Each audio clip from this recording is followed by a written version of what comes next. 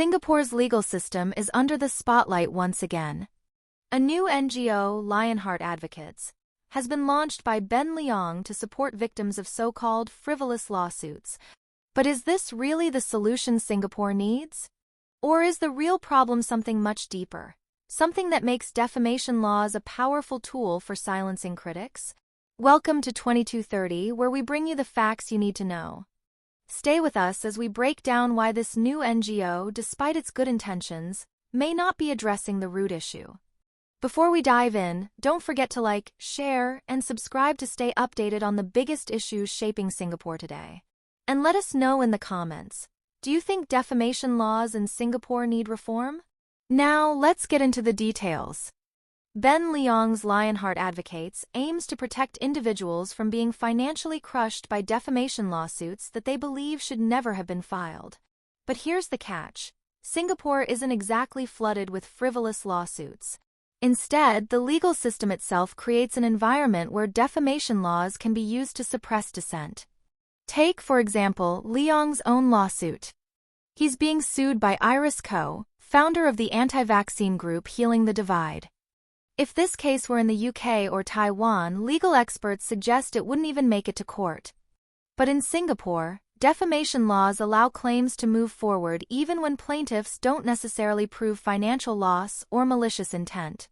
And here's where it gets even more concerning. Singapore's defamation laws don't just allow individuals like Koh to file lawsuits. They also make it easier for those in power to weaponize these laws against critics. Take the case of journalist Terry Sue, who received legal threats from two Singaporean ministers over a report on their property transactions.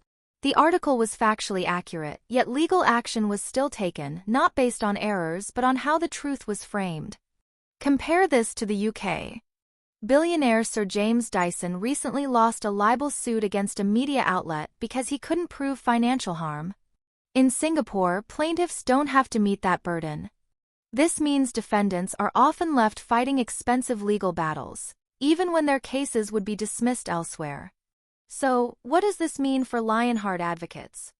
Providing financial and legal aid is important, but it doesn't fix the core issue. Singapore's legal system favors plaintiffs, especially those in power.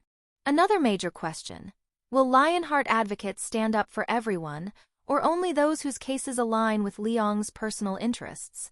Iris Koh herself raised this issue in a Facebook comment, asking, "If I called PAP a terrorist organization and Kina sued, would Lionheart Advocates defend me?" It's a bold question.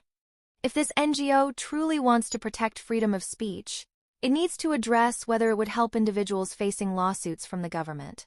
Otherwise, it risks being seen as just another selective effort that picks and chooses cases. So, what do you think? Should Singapore's defamation laws be reformed to prevent legal intimidation? Or is the system working as intended? Let us know in the comments, and don't forget to like, share, and subscribe for more in-depth coverage on issues that matter.